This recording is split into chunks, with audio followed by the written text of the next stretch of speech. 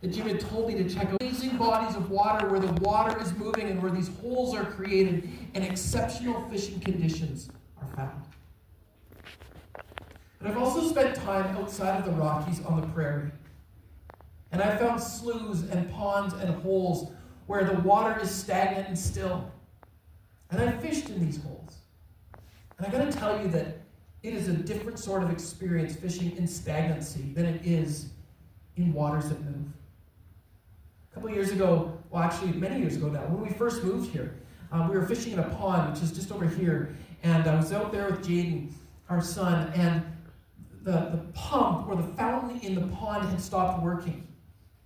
We could see fish swimming around, but there was nothing that was providing oxygen or life to this pond. And as a result, there was, as someone told me in the first service, a blue-green algae that had formed on top of the water.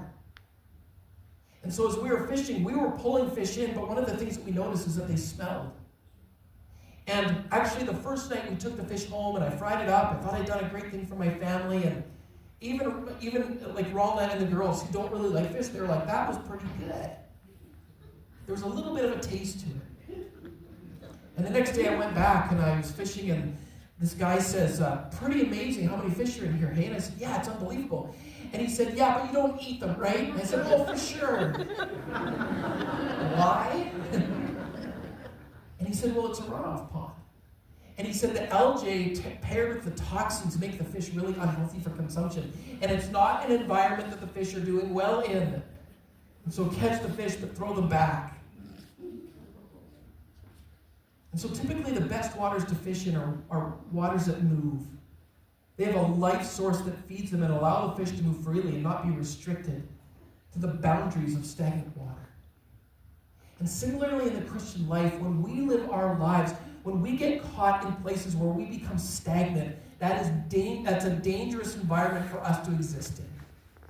If we get caught in the still waters of life, things can come into our lives that can impact us and pull us away from God or limit our experience with God. And so the best thing that we can do is to get into waters that move and that have a life source to them and that can help filter out the toxicities of life. And this is what the Holy Spirit does for us. The Holy Spirit creates movement in our lives. It creates action in our lives. It doesn't leave us in the stagnancy of our own self-control, but it puts us into a spot where we rely and we depend on the living nature of God, which beats in our chest and which moves us forward into growth and intimacy with Him.